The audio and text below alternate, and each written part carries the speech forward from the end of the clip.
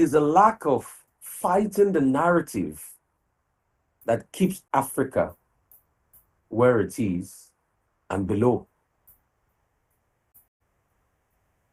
So you see, it is the same narrative that most of our first colonial fathers did imbibe. And after the colonial fathers did leave, or the colonial masters did leave, but our first African fathers imbibed the same narrative, and Africa cannot do well. And it snowballed into a mentality of divide and rule amongst themselves. And some sought that the best way to go about it is to create a level of division or build wealth for themselves and themselves alone.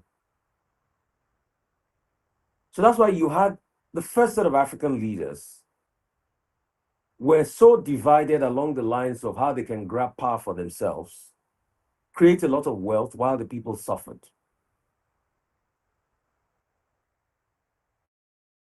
Masters continue with the narrative of let us divide them. And that's why you see that the colonial masters supported tyrants as leaders to be able to quicken the destabilization of the African continent. Have you ever wondered why they deliberately pulled out the likes of Lumumba by causing chaos, by pitting Lumumba against Kasavubu? And after they did that, divided Congo. And the only solution for them was to now put in a tyrant to lead Congo, sort of like a puppet that they can control, who is Joseph Desire Mobutu Sese Seko. Then Mobutu Sese Seko felt he was the god of the earth, he was the lord of the seas and everything. And then Mobutu Sese Seko in turn added a moniker to his name by saying, my name is Mobutu Sese Seko Kukungenu Wazabanga.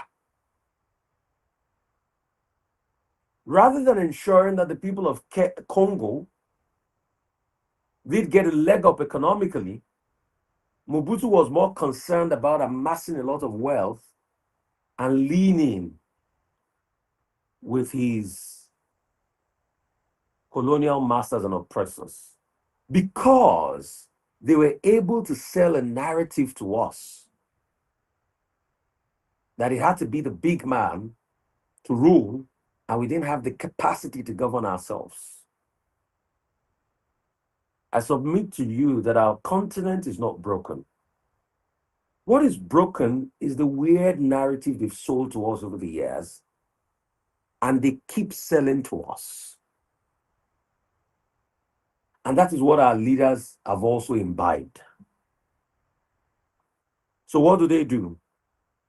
They look for partnerships, but at the back end, they dominate those partnerships.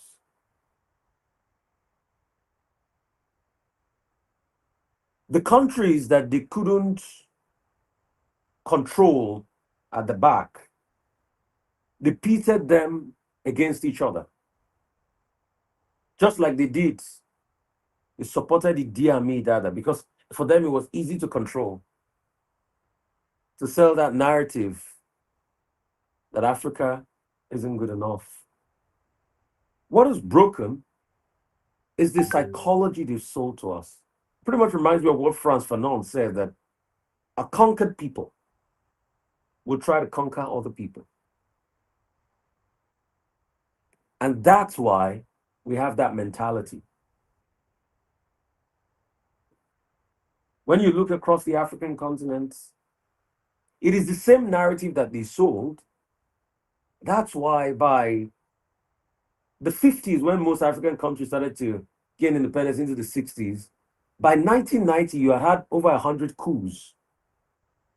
So you had at least 2-3 coups in most African countries. Because they sold that mentality that we're not good enough. A couple of our own people believed it. These people were made leaders. They were subservient to the West, and we bowed out to them. But we forget that this was the same Africa that the Italians, when they wanted their own nation state in Africa, couldn't conquer the Ethiopians in the Battle of Adwa. The 6,000 to 7,000 Italian soldiers a day.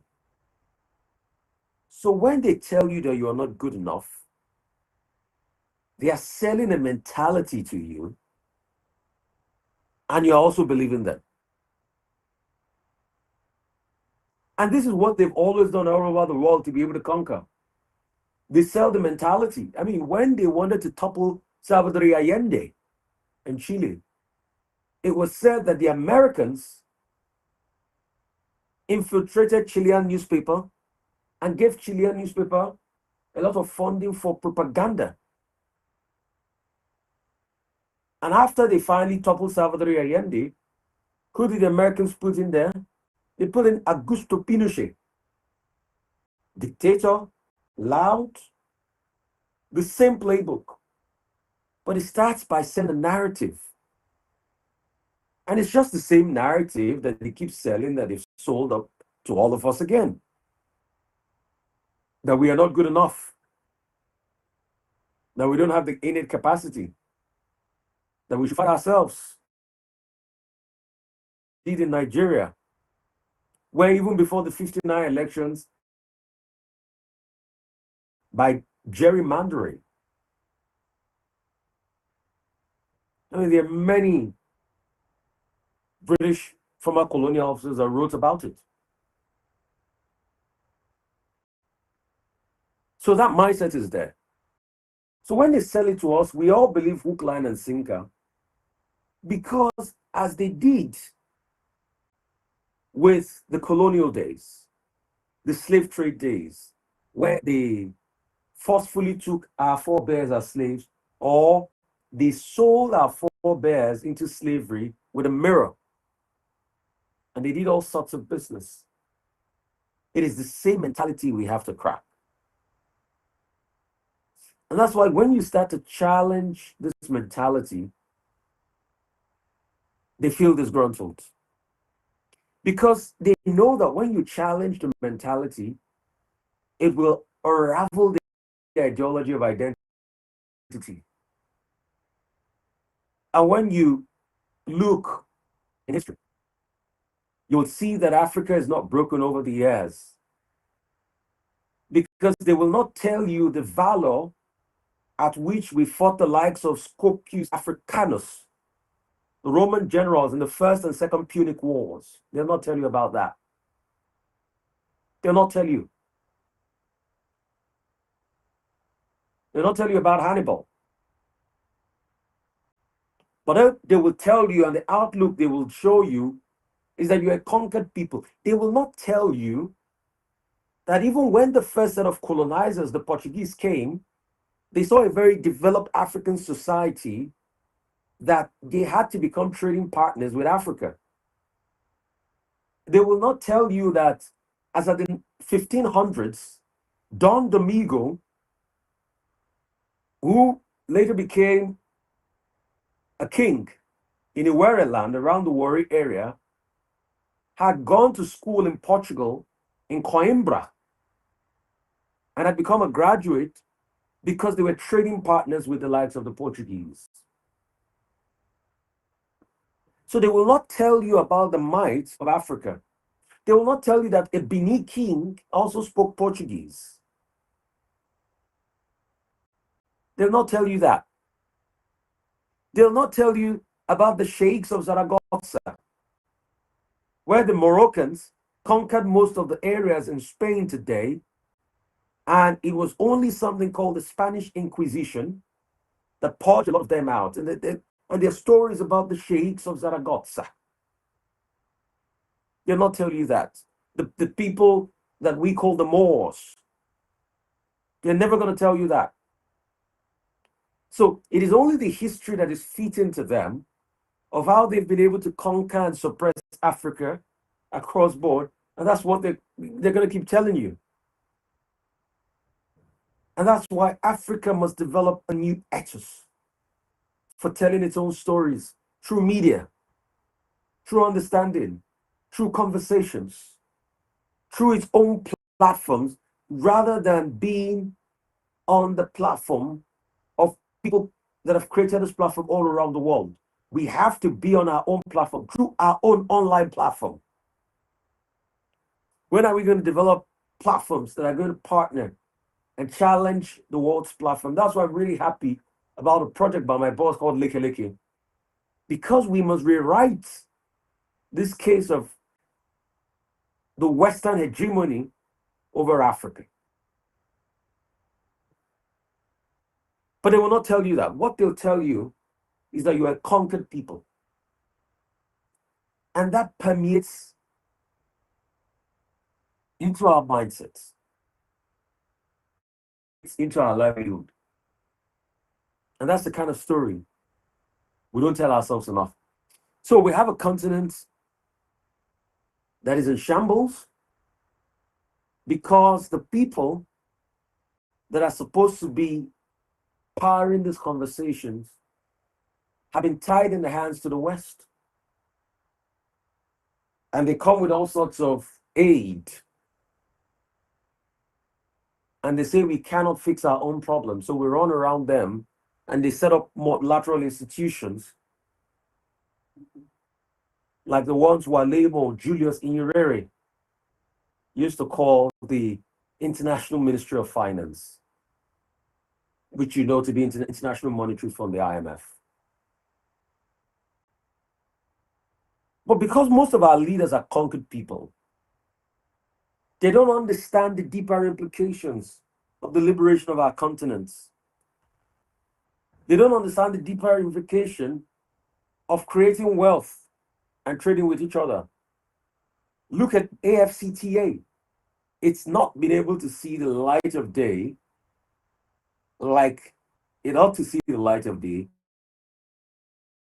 To a large extent, there's a problem of Africans coming together and trading with one another. Look at the trade amongst us in Africa, very small. Look at the trade with the West, a lot of money. So until we change that mindset and understand that your South African brother is your brother, and the South Africans understand that the Nigerians are their brothers, and your real problem in South Africa is economic inequality that was not caused by you, but it was caused by the hegemons of yesteryears taking the economic structure of your nation, that when you also look at it, goes to the days of the Boer Wars and all sorts of wars, and the Dutch Indian company that was looking for spice around the Cape of Good Hope, that settled and then moved down, and that took most of the Rand land, and they started taking away and farming the hegemony of the people and turned them into economic structure over the years, and taking away from you what ought to be your own, then you will blame it on an average Nigerian that is in the same problem just with you, but just wants to run the spaza shop, and that's all he wants to run. And you're going to damage his spaza shop, and you're saying the Nigerians are your problem. They're not your problem. Your problem went back to the days of the De Beers. Your problem went back to the days of Cecil Rhodes, where they collected all that belonged to you. And they're using the money to fund the Rhodes Scholars now. I'm sure you saw Rhodes Must Fall protest the other day. That's where your problem started from. When they were taking your resource and gold and everything that'll make you better in your life. So you blaming it on a Nigerian brother that just wants to set up a spaza shop just like you do, and just sell water and stuff, and you say they should leave your country. It is the height of brainwashing and stupidity. And Africans are looking at this But the same Nigerian brother was that brother that was there for you when things were rough. Thabo Mbeki used to stay around the 1004 estate here in South Africa, was fighting for the independence struggle. And he used to go to the Guardian office and submit article for them to publish in Rutham House for him. All this I'm saying is about 40 years ago. In fact, when Nigerians they were going on the Commonwealth delegation. The Nigerians here will say, Thabo Mbeki, go with us, follow us. So we should have that mentality. We fought. My kinsman, Adefope, stood his ground. These things are documented. So we need to also understand that it is a narrative. The mentality is wrong.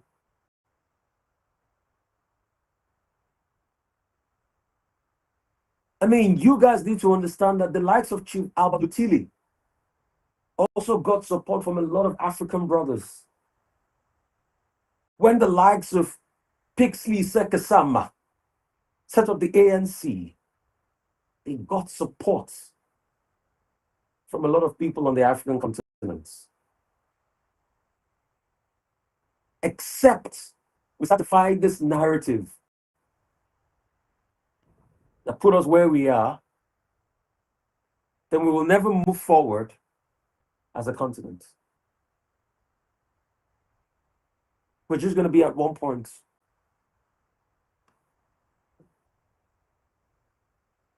And that's why, to deepen the conversation, on my podcast, Nevin HQ, we got an in-depth session on the making of Nigeria, where we talked about the greatness of Nigerian business trade, the likes of Tayo Olowo, the likes of the peers of this world, the likes of the Nzimerus of this world, and other people that made a lot of wealth, anyway, working with the USA, the likes of the Dantitas of this world, and understanding the business angle and the role Nigeria's played in business, that understand the Royal Niger Company in the making of Nigeria.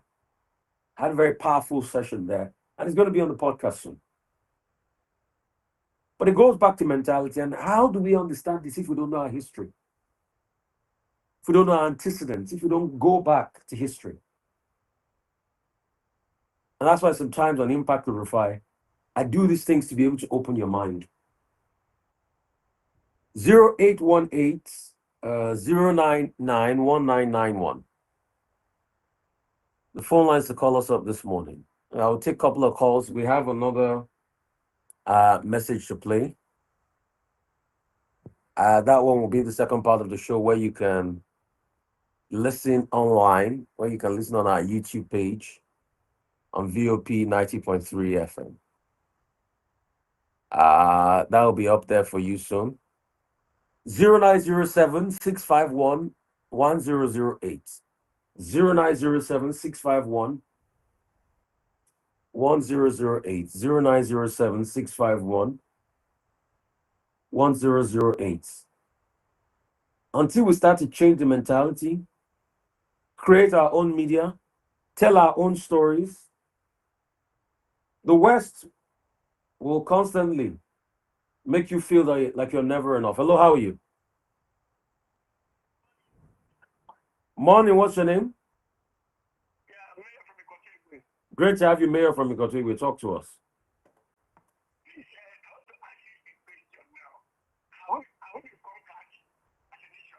What? Oh, yes, mentality has been conquered. Long ago, the minds of the people have been conquered. And that's why we are renewing the minds. I mean, is it not a conquered person that feels that he has to collect money from people and voting evil people to power? Is that not a conquered mindset? Is that not a conquered mindset? Yes. No, there can't be any champion forever. But the question is, when that champion reigns for a long time, the damage the champion will have caused might be very terrible. I might take a longer time to reverse.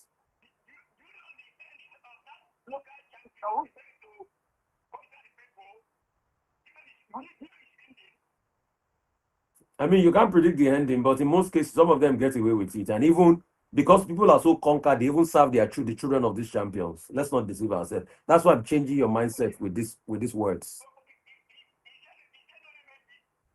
There is remedy. The remedy is mental renewal. The remedy is saying that no to evil in election process.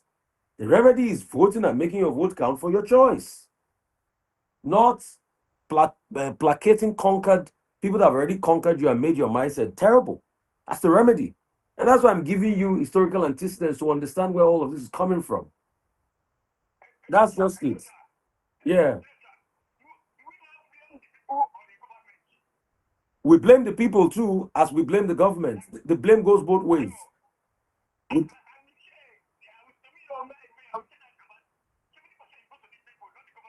yeah, we blame the people and we blame the government.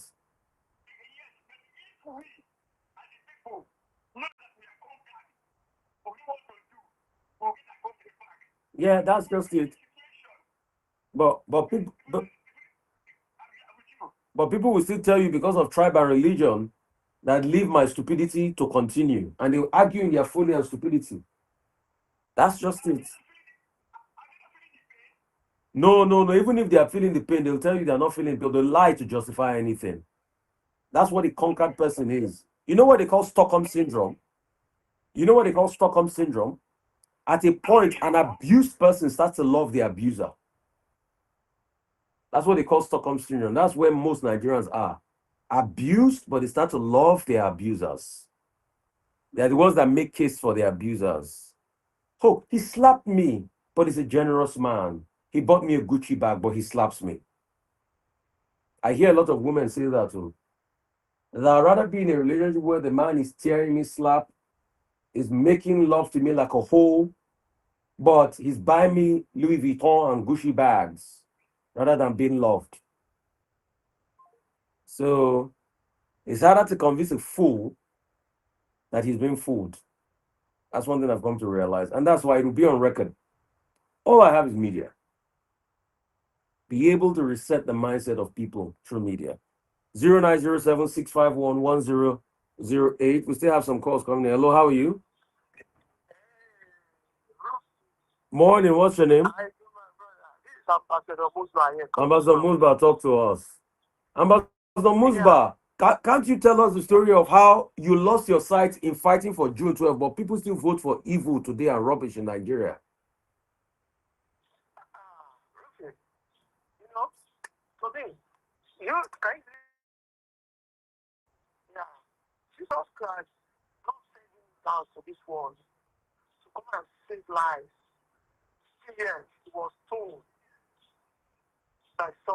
Yeah.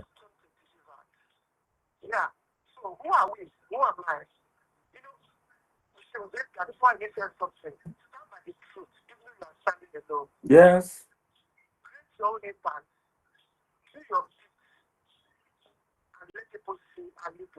Yeah.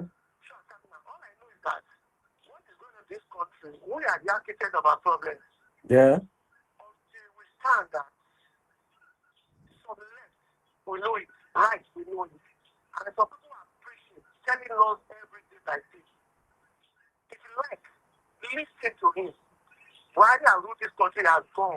Mhm.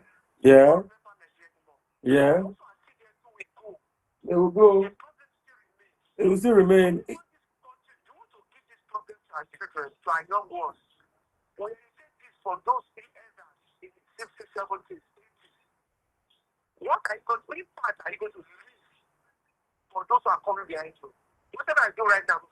Yeah.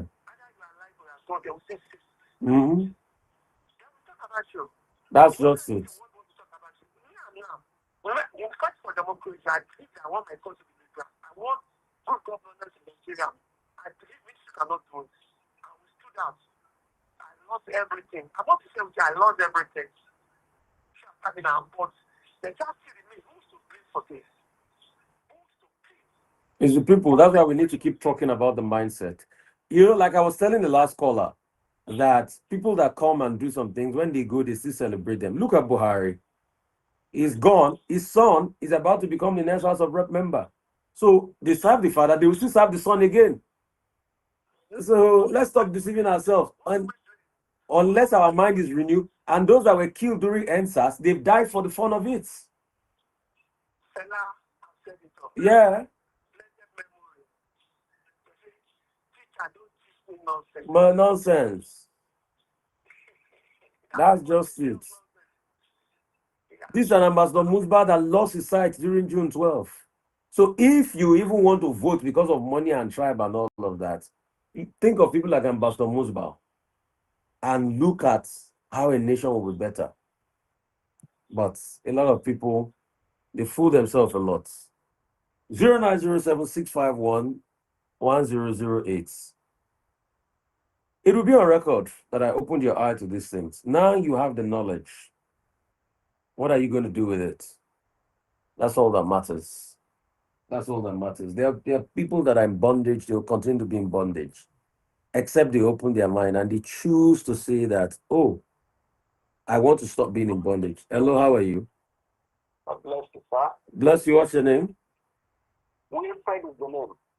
Wilfred, talk to me.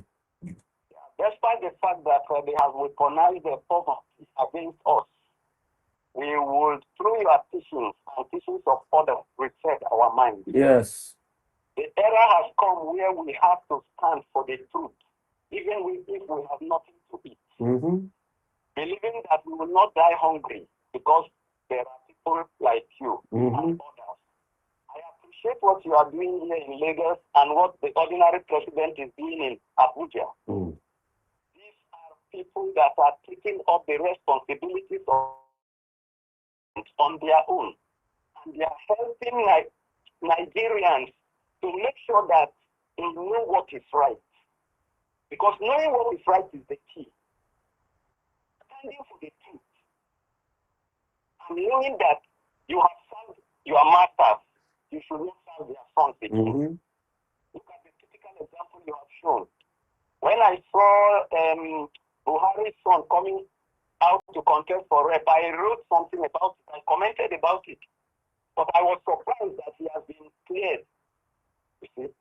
So, in fact, can I tell you, Buhari's son is going to easily win that rep seat in Dara. I'm going to write it down. He's going to easily win that. He's not only cleared, he has won the primaries. He's going to easily win the rep seats. Okay, from other parties. Yeah, because they will say it's the son of XYZ. He's from AP. He easily win. So, I don't see why here in Nigeria we should still, through leadership, be thinking towards France. No, it's because there's a narrative that has been sold to us. Our leaders also is to use media to change the mindset of people. The second thing I can do, and which a lot of the things I'm doing around is economic empowerment. Empower people, give them justice on some of the cases I can. See, if I had the resource, the next thing I want to do is to be able to look for a soft loan of ₦1 million to invest in 20 new business with the hope that in the next 5 to 10 years, those 20 businesses can also invest in another 50 new businesses. I want to make 20 to 50 billionaires in the next 20 years through enterprise, through mentorship. Because you see, the next layer is economic empowerment. Once we can make economic empowerment, a lot of these things will start to solve. Because the last hold, apart from the tribal religious hold they have on you, is economic empowerment. So my mindset now is how we can democratize wealth. How we can democratize wealth. I've not been able to crack it. You get. So if there's anybody that want to mentor people, not teach them, that want to mentor people on how we can democratize wealth, let me know. I'll be advertise this thing on our weekday morning show. Yes, Because you see, the Yorubas have a saying, baby babonu ishe bushe. What it means is once you take hunger out of poverty, poverty starts to abate. So if I can get to a level where we can democratize wealth so much, put wealth and financial strength in the hands of people, create billionaires, create thousandaires, create millionaires, that we also have a mind to impact others. But as I am talking to you now, sir, I am telling you the gospel truth that I cannot see it, even though I have good ideas. So one of the things that even made me to call, my son invited me from Nasarawa a few months ago to Lagos here. While I am here now, things are not going well for him. I attended a seminar at Ikeja. That's they are into a product that is both wine and medicinal. But I need to register with them. I don't know about that one. You know, wine and medicinal, these things might not be vetted and regulated by the agency. I cannot talk about this product because they are not NAFDAC registered. This on the media. So as regards that, I'm not the producer. It is called no, don't name any products here. We can't name any product we have not endorsed now, Oga. We can't do that here. I'm sorry, we can't. Please don't name it here. I wish you good luck on that. I don't know. I'm talking about visible investments. That's just it. I'm not talking about schemes. I thank you for your call, but God bless you, sir. All right. But please be careful, oh. Be very careful, oh, so that they will not go and use your eye to chook stone. Be careful about all this scheme, oh. Okay. Anybody that want to empower you will not say you should go and look for money to register. If they've given you the skill, you should be able to start up. Be careful. Just like how people use my name to perpetrate fraud online. It's not me. I will not come and tell you there's one financial scheme, pay 300,000. Anybody that does that is a lie. The reason why they do that is because I built a credibility. That's just it. But me, I'm talking about genuine businesses. I'm talking about farming. I'm talking about agriculture. I'm talking about opening doors for people. I'm talking about tech, software development. Those are areas me I'm looking at to create wealth and establish people. Hello, how are you?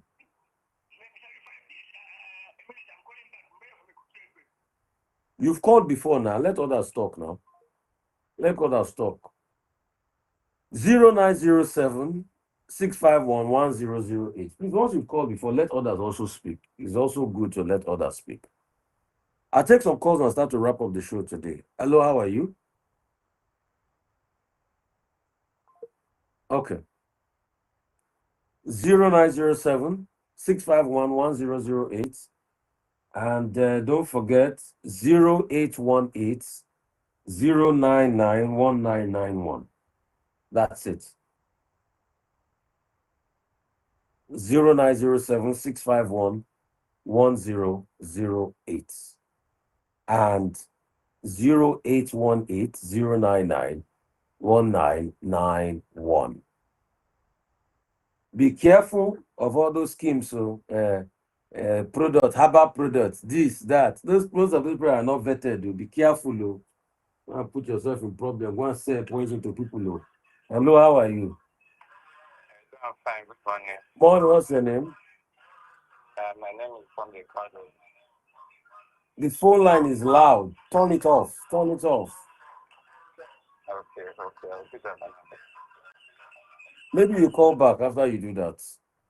0907 651 1008. Because you see, in the spirit of this financial empowerment, a lot of people's lives. They are selling fraud to people. They are doing all sorts. God will judge you if you are doing that. Hello, how are you? I'm fine. Good morning.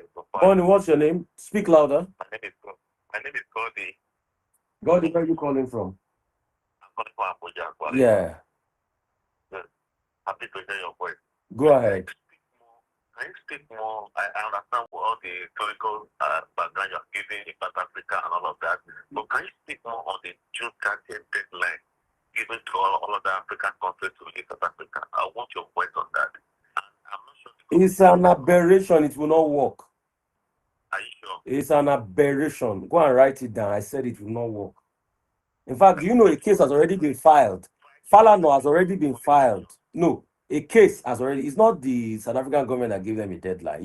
It's the miscreants in South Africa that are perpetrating this evil. It's not going to work. Falano has already filed a case. What Nigerian government should do now is they should take South Africa to, is it ICJ or ICC, and call them out for being a criminal nation if they don't stop all that rubbish.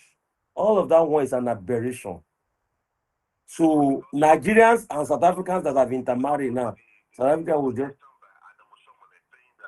That suggestion is a useless suggestion. That suggestion is a useless suggestion. Useless suggestion. You can't come to Nigeria and nationalize South African business. It won't work. It is wrong. But we also need to call out South Africa. We can't. It's international criminal court. Nigeria government now should be able to write a letter to international criminal courts. And for the ICJ, point out groups that are supporting all this rubbish. And in all fairness, not all South Africans. So Julius Malema has come out to speak against the rubbish that has been done in South Africa. Yes. Yeah, he's going to come out to speak against the rubbish. So that's June. Forget, it's not going to work. Useless miscreants. Fucking rubbish. I want us to be glad of it. Yes, I've been saying it. There's no week I don't tweet about it. It shows part of the failures of the government. Is it that we can't track? I know there are Nigerians that can track those people where they are. What's the government doing about it? That's just it. What's the government doing about it? What's the government doing about it? What's the government doing? All those rubbish will not work. All those rubbish will not work. What is it? Telling citizens of other countries to leave their country. And you South Africans, you have citizens everywhere in the world. You see, these are part of the narratives. It's a part of the narratives. Hello? Good morning. Morning, yeah. Gabriel speaking. Yes. From Kirikiri? Yeah. Okay, go ahead. Talk to us. I appreciate the program you are doing. Yeah, morning. Are you listening to us from inside Kirikiri prison or Kirikiri area? Kirikiri town, not. Okay, Kirikiri town. Okay. Okay. Yeah. You made mention of a platform that people can benefit probably in terms of their businesses, right? Yeah, I say I want to create wealth and domesticate wealth. That's what I want to do by giving opportunities, yes. But they have to be legitimate people, not criminals. There are a lot of criminals out there. There are. So which one are you? I have one whom I come in contact with, the platform. Which platform? It's an international one. It's a green nature. What do they do?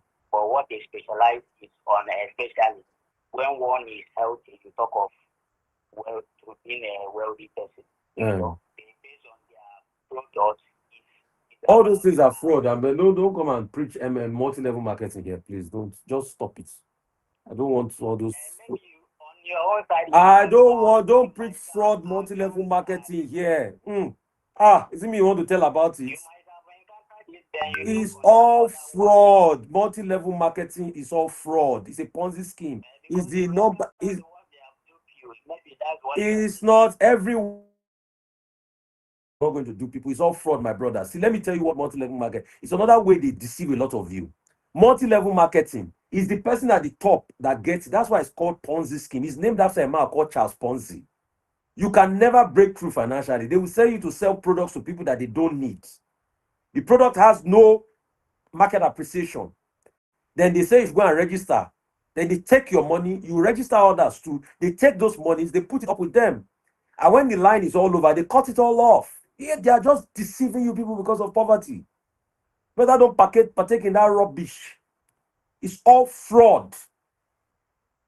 It's all fraud. Any product that doesn't come into the market with a market survey, with a market acceptance, Okay, they are saying you should sell herbal products. What problem is it solving? No. Is it certified by NAFDAC? Is it certified by the regulatory bodies? Yes, Is it certified by the regulatory bodies? it's well approved by What did NAFDAC? Okay, wait. What did NAFDAC say it does? What did NAFDAC approve it for? You can see you can't talk. What did NAFDAC approve it to do? What did NAFDAC approve the medicine you want to sell to do? You see, they can't talk. We know these people. Fraud. And a lot of Nigerians are falling from these scams. NAFDAC, he say approve. What did they approve it to do? They can't talk. You see, these are part of the narratives. Because they see that people are gullible. They sell all sorts of fraud. In fact, they've used my name to sell one Choma Adebayo. I've reported them to SEC. Fraud. You Nigerians, open your eyes. You see, this is part of the gullibility at which politicians also used to dissuade you. I remember when one funny brother like that brought MMM to church. Maybe we should fear God. You see, that's why impact Rufai is and it show to impact your life. They brought MMM to church and deceive people. They say it's people helping people. I said, this business has no fundamentals. When MMM boss, do you know people that suffer from MMM? When I say agricultural empowerment, if you are planting, are you selling ugu? Are you selling this? Are you selling that? Where is your end markets? Who are you supplying? Those are the things I'm more concerned with. Because I say I want to do financial empowerment. Anybody, any Tom, Dick, and I is bringing all their fraud, their hidden fraud and bringing it up. You know me, I'm a radical. I don't take rubbish. It's all fraud. Another one they do online. They deceive people. Shoma Adebayo. That one saying you've just been selected to win 330. What did you do to win the 3 million? The goal, you see, that's why I keep coming here every day. Nigerians are so gullible. Till tomorrow, they keep sending me messages. Rufai, are you the one that I don't talk tire? I don't talk tire. Total fraud.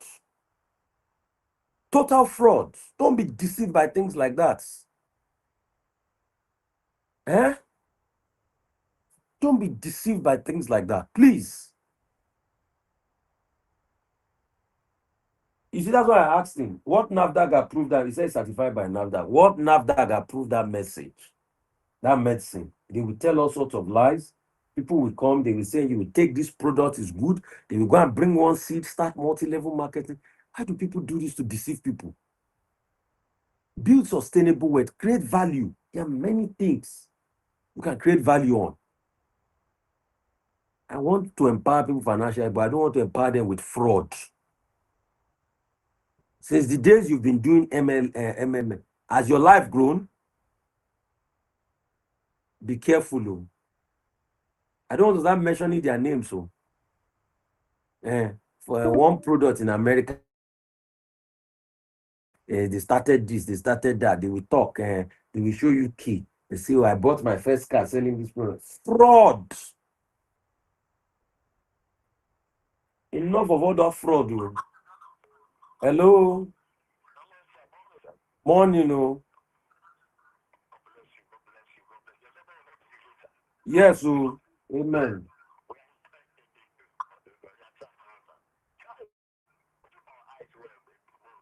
Yeah, so fraud. A lot of business that has no fundamentals. That's what they are preaching in Nigeria. Fraud. Fraud. And God will punish those people that are doing these businesses. Because you are taking people's sweat. You know they have no path. And the little they have from them, God will punish you. God will punish you. The little they have, people have, you take from them. Like that Choma Adebayo, God will punish that person. There was an old man that I had to give the money back to Abia.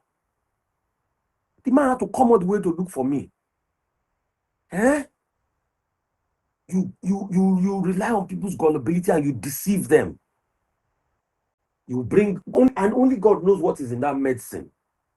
You just bring something for people, you start to tell them to drink it. It's good, it's healthy, it works for this, it works. One medicine will work for 100 things. Even when our forefathers were using herb to cure people, did they use it to do MMM? Then first register. You first collect 50,000 non-refundable registration fee. And that's it, you should be hawking drug everywhere. Eh? Enough of this fraud. You can't try it with me. And I will lay a curse on those that do that fraud. If you watch any of my platform and you partake in that fraud, God will ask you. You can't be deceiving people now. Nonsense. Please, I want to empower people financially. I want to make billion. I'm saying legitimate business.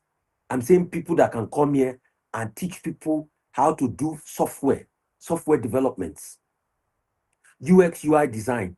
Teach them and put them into the ecosystem. They start earning money. We are talking about ideas. We are not talking about you carrying one drug. They work for this. They make your shit. They make you shit. They clear belly. Don't bring that to me. I same people that want to create value chain, use AI to do agriculture, predict planting season, predict market ecosystem, solutions. I same people that have tech ideas and can raise money for, not fraud. And they are peddling everywhere, deceiving people, human beings, children, collecting the little pittance they have. I know somebody, I don't want to mention that person's name on the radio.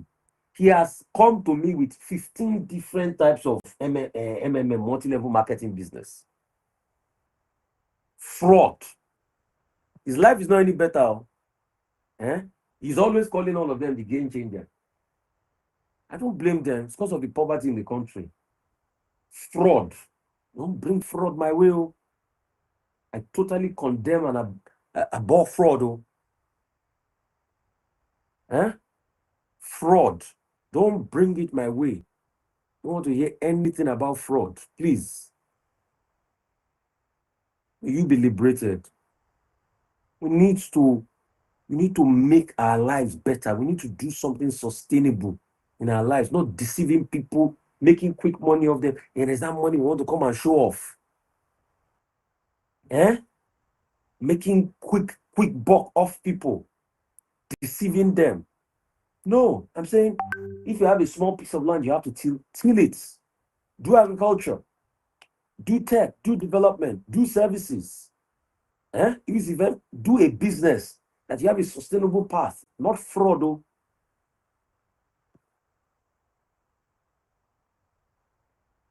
For everybody that comes to advertise fraud here, be warned. Be warned. My platform is not for fraud. I detest GBT people, basic people, fraud. No. I want to make life better. I want to do it well. And I don't need any of your funding to make life better. On this platform, I've raised millions for people. The other day, we raised millions, close to more than $500,000 for the woman that our farm was taking. Those are legitimate things, legitimate concerns. We raised over $400,000 for the woman that needed to do the eye surgery. Legitimate concerns, not fraud. Would expose all of you. If you are a software designer, you want to train people in software, 10 people, open their eye software, good. I give people free AI training here. It's also on my platform.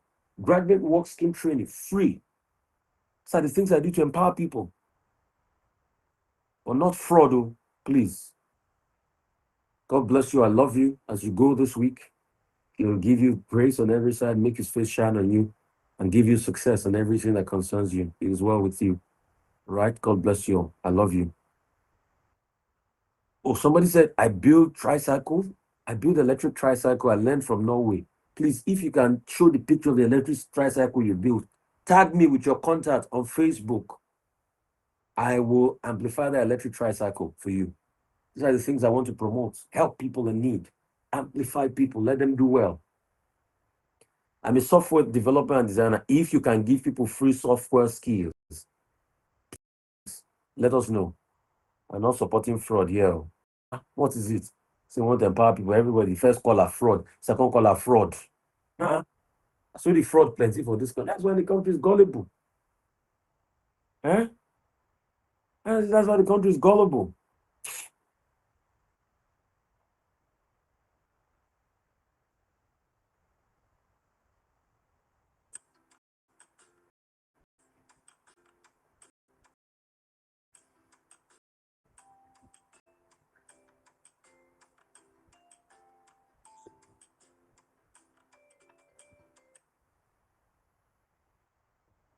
Thank you so much, guys, for joining us. Thank you. God bless you.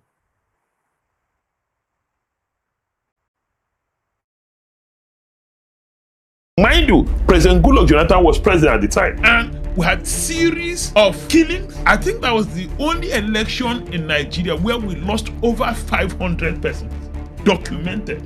Police wrote a report. I have access to that report. Right, welcome to yet another exciting edition of Rufai's podcast. And today on the show, we've got a very interesting guest. I mean, he's transversed politics, he's transversed, governmental service, and his added impact. And it's somebody I'll pretty much call a thinker, and he likes to think and likes to put his ideas down on paper. We've got the Kuku Peter side. Can I call you the governor that never was? Well, in River State. Well, let's start by this. Tell me the story of what happened. Why were you never governor? All right. It's an interesting story. Tell me, I'm ready to hear it. That's why we're in the podcast. In the year 2014, as you are aware, I was given the ticket of the All Progressives Congress. At the time, the South people were literally and metaphorically hostile to the APC. The reason is simple. Their son, Goodluck Jonathan, was the candidate of the PDP. Mind you, that was the first time a South person had the opportunity of serving as president of the country. It was a rare privilege which the people of the South cherished. He may not have done as much as the people would have expected, but they loved their son. And I was running on the ticket of a platform that was largely considered a pro-North platform, the APC. The reason is simple. Buhari was the candidate of the APC. And so what I suspect that must have happened, and what I know, so there are two things, the things I suspect and the things I know. The things I know is that there were no proper elections in Rivers State in the first quarter of 2015. Mind you, INEC had made a regulation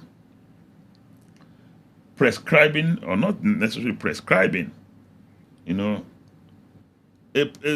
regulation that requested the use of card reader as means of accreditation. And so you can't vote unless you are accredited by the card reader.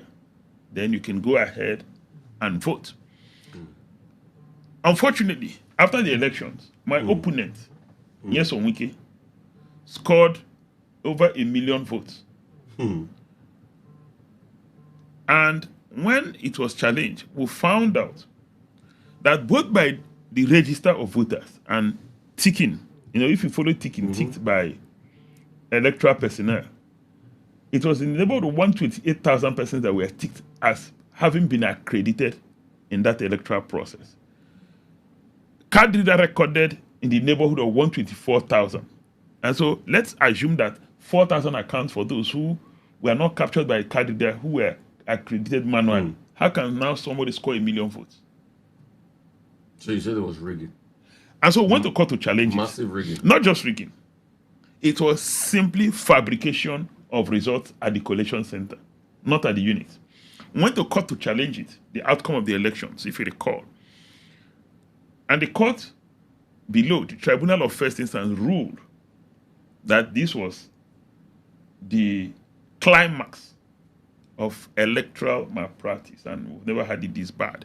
The court ruled and ordered that we go for fresh elections. Nyesom Wike then appealed at the Court of Second Instance, which is the Court of Appeal. the Court of Appeal upheld the decision of the court below and also described it as the zenith of electoral manipulation. My opponent proceeded to the Supreme Court. Now, but in course of the trial in the court below, we had made a case. The then president of Court of Appeal had relocated the tribunal from Port Harcourt to Abuja. And the then leaders of People's Democratic Party challenged that, and it went all the way to Supreme Court. Supreme Court upheld it, the relocation, and said that the level of violence in Rivers State was unprecedented and there's no way any proper court could sit in Rivers State. And that the elections were characterized by violence and massive rigging, and therefore they had approved the relocation of the court to Abuja. And so the court sat in Abuja, the tribunal sat in Abuja, and the Court of Appeal, now acting as an appeal tribunal, also sat in Abuja.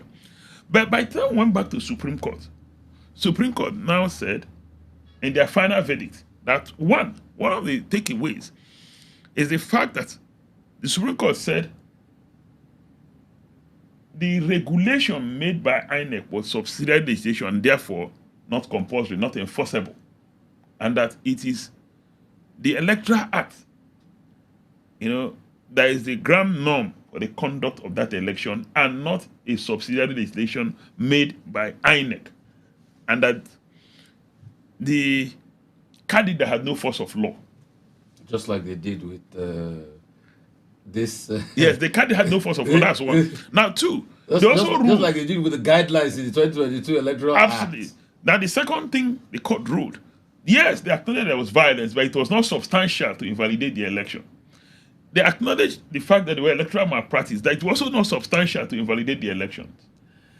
Again, if you go through that judgment with benefit of hindsight, it puts a question mark on the judiciary till date. And it's been point of reference over and over again about how far we can go when it comes to electoral malpractice. So, technically speaking, legally speaking, that was a challenge we faced then. Now, the second dimension of it was what happened on the field. I know that in a free and fair election, we won that election fair and square. Everybody always says that. I don't think there was a dispute at all about that. But everybody that loses an election say they won. Those who follow the trend. No, but I've given you the legal side, the legal dimension. However, I also understand that there were challenges. There are some Rivers people who felt strongly that working against the candidature of Dakuku Petersai was a protest against his alignment with President Buhari, against a Niger Delta song, and a job song precisely. So we dealt with those psychological things. We dealt with... How did you deal with that? All right. Now, in course of the campaign, we made it very clear that all politics is local. Who is the best fit for Rivers State? We try to distinguish the role of governor of Rivers State and the role of the president of the country. It is not a party that will actually govern Rivers State. It is the individual who must have character, competence, and must clearly have a clear vision for Rivers State. And that we insisted that all the candidates that were running, please put these three things on the table. Who among them that we can trust has character, who has competence to lead the state, and whose vision is more appealing and aligns with the aspirations of the average Rivers man? I don't think there were issues about that. If you ask the average Rivers man on the street, and one thing we did throughout the campaign, we consistently did an opinion poll, and for 30 weeks before the elections, we were leading throughout the opinion polls. And it was not conducted by a single company. So are you saying Wike never even came to the party to campaign? He didn't have ideas, people never liked him, and all of that? Is that what you are saying? Because your opponent in that election has gone on to be a very astute politician of his own ramification. And it's scaled higher than you would ever have thought or imagined. I don't think that's the true context. You know, whenever you're analyzing a situation, it's usually good to put it in context. Acknowledge the fact that he had some advantage in that election. And I know because I am involved. The then INEC officials at the state level, I had engaged with them at some point, and they made it very clear that we are fighting the then president who was an Ijoson, and that they were not going to give us any form of cooperation. That became clear to us. What form of cooperation did you want? Cooperation? Now, mind you, they had conducted an election earlier where we discovered that Wike's aides, relatives, and aides, his relatives, and those who were aligned with him were appointed supervisors, presiding officers, and returning officers. We protested before the governorship election. We went to them and provided enough evidence that these guys are Wike's relatives, his associates, his in-laws, those who were aligned with him. That you literally appointing Wike to conduct the elections. So we made that case. We wanted them to respect their own regulations that require that university teachers, university lecturers, and NYC people conduct the elections. They were hesitant. They didn't change any of the electoral personnel, despite our protest. So to that extent, they were aligned with him. And so all we asked for was a level playing field. Get the right persons to conduct these elections. That was one. Now, two, the security agencies were fully aligned. Mind you, President Goodluck Jonathan was president at the time. And we had series of killings. I think that was the only election in Nigeria where we lost over 500 persons, documented. Police wrote a report. I have access to that report. But the 2019 elections was also 2015. 2019 was 2019, they didn't kill anything near 100. They didn't kill anything near 50 in Rivers. So you said President Jonathan looked away from all the killings? What would you have Of did? course. Why? Why did you do We that? led series of protests. Launched our protests at the police headquarters, the SSS, the military, and of course they looked the other way. Amici that was with you then couldn't do anything about it? He was a governor, but of course you know the man called A.I. Jimbo. You know the history with A.I. Jimbo. Even him as governor was blocked from having access to government house. And that is a well-known story. Recall that when I went to campaign in Okrika, that they openly shot at me, openly, and killed a policeman. And injured several, over 100 persons were injured. And you're saying they opened fire. We had a sitting president. Who was they opened fire? And are you saying that all of this was supported because President Jonathan was the sitting president and he didn't want you guys to come in? Absolutely. He felt personally hurt by our own activities. He felt personally hurt. And he couldn't take responsibility as a leader. All my life, I've always advocated. Everybody, they tout President Jonathan as somebody that doesn't want bloodshed. The bloodshed of anybody is not what my ambition. No, there are two different things. Yeah.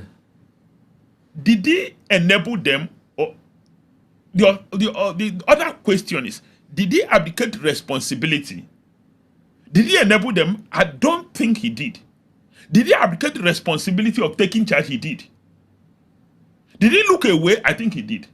Even with benefit on side, many years after, nearly 12 years after, or 13 years after, I can say he abdicated responsibility or he looked away. Did he do it deliberately? I think he did. And he deliberately abdicated responsibility when people were being killed in Rivers because there was an opposition party? Well, you know, when it comes to politics. Was federal might behind Wike in that election? Clearly so. How so? Tell me about it. And I've given the indicators from INEC, from police, from the intelligence community. These were critical things that nobody could deny. He was enabled, supported, encouraged, and his excesses were ignored. What do you mean? So he had excesses then? He did. What were some of his excesses then? When we say that several persons were killed before, during, and after the elections, in whose favor? He may not have been directly involved, may or may not. I have no evidence. But all of that were orchestrated to work in his favor. And I don't think anybody can deny that piece of fact. If all those who were killed were aligned with APC as it were then, in whose favor?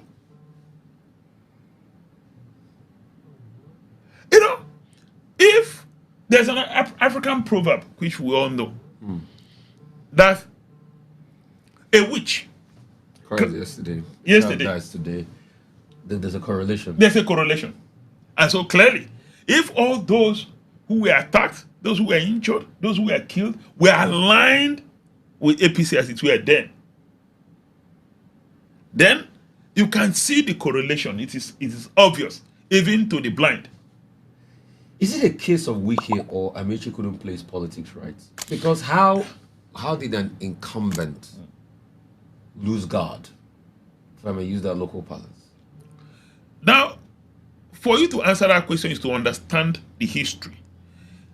Far before the elections, he had had a running battle with the federal government. Recall the election to the Nigerian Governors Forum. That wasn't a Rivers State election. The 16 being greater than 19 is a very popular thing. The fact that Anamechi went into election to be for chairmanship of Nigerian Governors Forum, he got 19 votes. His opponent got 16 votes. And the federal government said, no, we'll recognize the man who got 16 votes. That had nothing to do with the local politics in Rivers State or the capacity and ability of Rivers State to choose who to lead them. He had a history. So that's one. Secondly, why couldn't he hold his turf? Is the question. Why couldn't he hold his turf so much that Wike could, as somebody coming from outside, could push away an APC incumbent? Could push away an APC incumbent. All right. I understand. You need to understand how Nigerian politics works. Now, when you have synergy of factors, you had a sitting president that was determined because he felt he had been embarrassed, disgraced, and humiliated. He wanted his pound of flesh.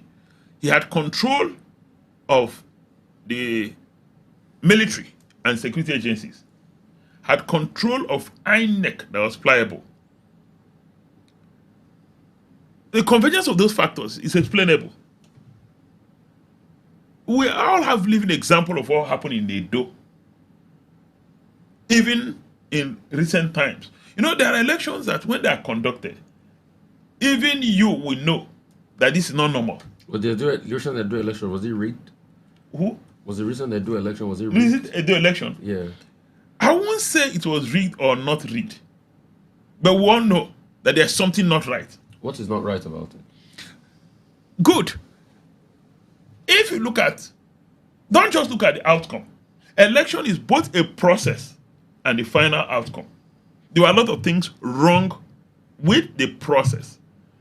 I've interviewed several persons who were on ground, and they said the process was anything but transparent. The process was anything but free and fair.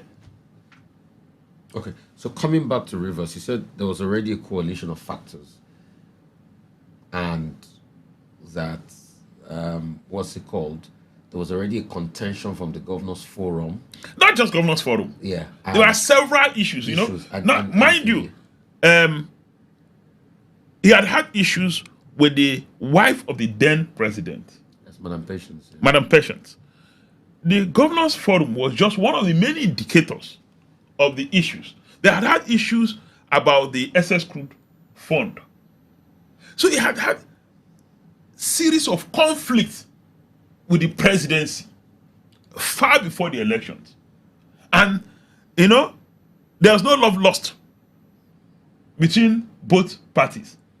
But this election was not about Amechi. Amechi couldn't have been governor again after serving out his tenure. No, but of 8 years. Amechi was seen as your hand holder. Amechi was seen as backing my candidature. Yes, he was the one holding you by the hand. And so, but ultimately, shouldn't Rivers will be allowed to make their choice? No, but there was no way they were going to see Dakuku without Amechi. Well, is that Who brought you forward? is that the democracy? Who brought you forward? Okay, now You had served as special, assistant to Governor Odili. Governor Odili. I mean, if you serve with Governor Odili, you are definitely among the Amechi family. Wike was also known to you because you guys were all part of the Odili Same family. Yes. We're all part of same family. Very correct. Yeah. So, and Amechi just said, "Look, I was going to hold you against the tripod of the family, which was Wike." This was the same Wike that served in Amechi's government. I don't understand when you say against the tripod of the family. No, I'm saying tripod in the sense that all of you were both from the family. Very correct. You were from this family. Correct. Right? Wike too Wike from was this a product of the family. Family. And Amechi too was. So Amechi is just saying that me and Dakuku will go against you, Wike, that is also a part of the family. That's what I'm using about the tripod. Now, mind you, Wike had aligned with the, I don't want to call them federal forces, had aligned with the then President Goodluck Jonathan. And the story, of course, if you also need to study Wike's trajectory. At every point in time, he will align in such a way that will serve his interest and his interest alone. But he made a choice. He did. And you also aligned with somebody that could serve your interest. You felt your path to it was going with an incumbent governor. Wike felt his path to getting the governorship was aligning with president. So it was 50-50, right? Fine and fair. Yeah. So why couldn't you guys usurp this power man that aligned with the president?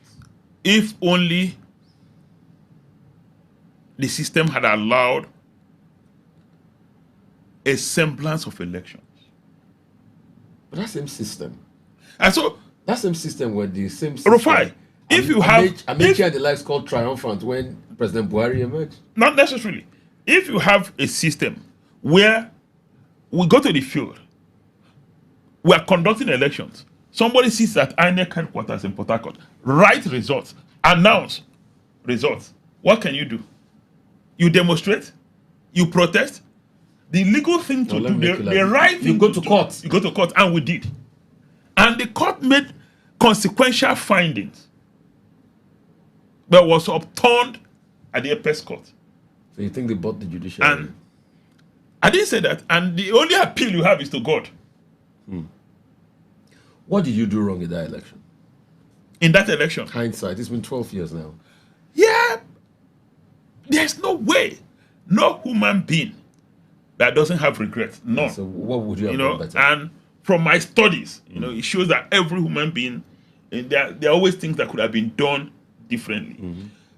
We believed INEC initially, far before the elections, that they were set to conduct the elections, not to write results. So are you saying Jega wasn't trustworthy? It was not about you guys, it was about the institution. Okay, the institution as a whole. Yes.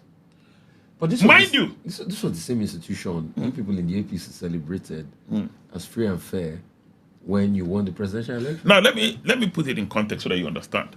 If you have 36 states of the country, and elections are reasonably fair and fair in 2060, which is majority of the states, for national interest,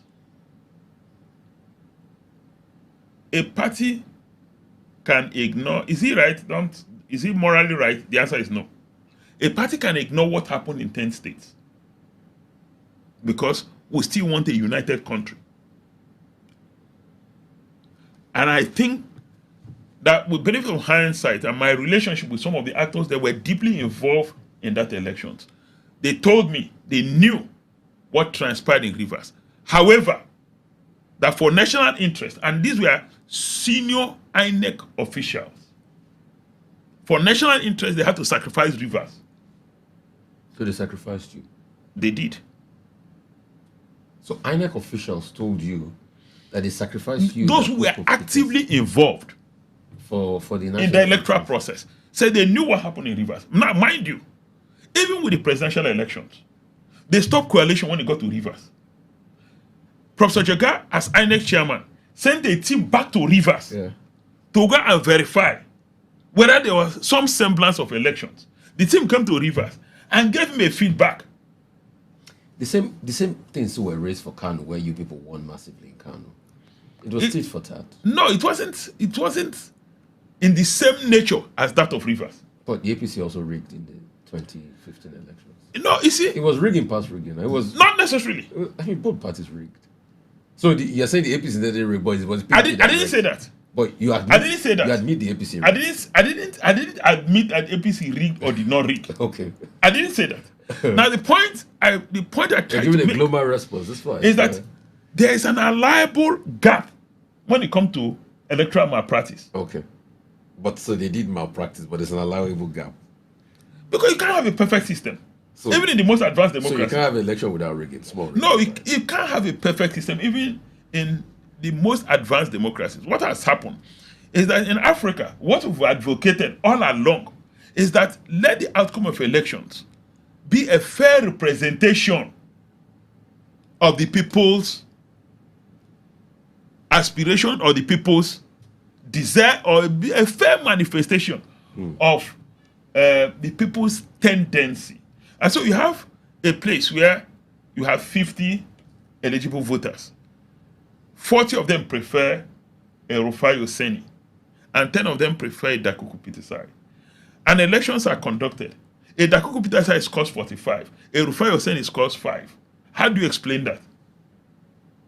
Will you, in good conscience, say that that is a free and fair election? Okay. Let's go back to the question I asked initially. What did a Dakuku Peter side not do right? You said the first, you trusted INEC. No, that's not. What did you, benefit of hindsight, we're looking back now, not do right? All right. With benefit of hindsight, I think that would have been more militant in policing our votes and election results. What do you mean more militant? More militant simply means that in Nigeria and in most areas in the Niger Delta, this may not be very common in northern part of the country, but in most parts of the Niger Delta, you need to be more assertive. And so you finish casting your vote, you insist results must be entered in the result sheets. Don't only insist, follow them to the ward collection center, insist that results must be entered in your presence, follow them. So it's not enough that you have an agent and you come, police say no, you can't get into the collection center because you have an agent in there. And the agent raises his voice that no, this is not the result my own people sent to me. And they say, no, don't worry. You can register your protest in court later, or you take your protest to INEC headquarters. And you say, no, you register protest. No, it's good to do those official things. But beyond the official things, please insist. Be more assertive. Insist. If it will require you to scream to high heavens, please do. Don't take anything for granted at all. And you didn't do that. No, we believed in the process. And so we're not violent.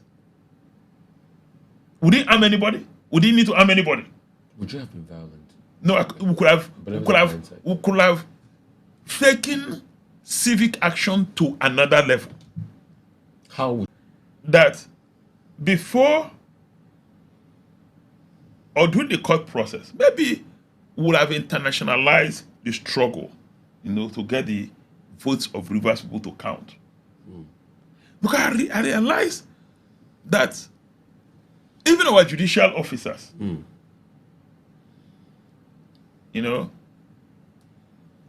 our judicial officers, you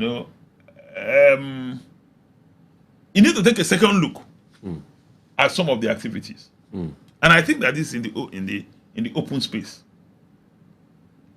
I need not say more. Why? Why do we need to take a second look? we've seen series of judgments from 2015 to date, and in good conscience, we will know that some of those judgments do not represent justice. What does it represent? Miscarriage of justice. If it does not represent justice, then miscarriage of justice. Why do you say so? There's sufficient evidence. Sufficient evidence. Nigerians know it. Nigerians have written about it. Nigerians have talked about it. The international community has expressed concern. Lawyers have expressed concern. In fact, the NBA president, But in a recent... the APC now keeps saying, some of the arguments people in the APC make is when the judgment does not favor the opposition, they say there's miscarriage of justice, but when it favors them, they don't see anything. That's Okay, not... take for instance. That's not completely true. Would you call was it the 2019 judgment that paralyzed the APC structure in Zamfara miscarriage of justice? Not only in Zamfara, even in Rivers. In Rivers, yeah. Would you call it miscarriage of justice? Now, you see, in 2019 Zamfara, you need to study the details of the case. Now, judgment was decided on technicalities. Is that the best for a nation? There were internal issues, quite all right. And the law is consistent about the degree to which the judiciary can interfere in the internal affairs of a political party. There are several Supreme Court rulings on that. I need not say more, please. Okay. You talked about the fact that you've never been mentioned in anything. Let's talk about 195 million maritime security contract.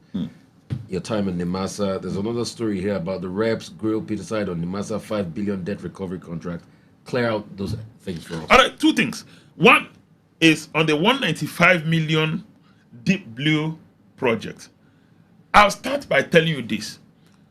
The EFCC, during my time and after I left office as chief executive of Nimasa, investigated that project extensively. And I can beat my chest and say I'm the first Nigerian, I don't know of any other person, that the EFCC gave a clean bill of health and a letter of recommendation that if all public officers apply this same level of transparency and accountability in the conduct of their affairs, Nigeria will be a better place, in writing, signed by EFCC chairman. I don't know of any other Nigerian. What is the details? Now, at the time we were appointed chief executive of Nimasa, Nimasa had a reputational problem. In addition to the reputational problem, we were challenged with the issue of piracy. We were literally and technically having piracy cases every single month.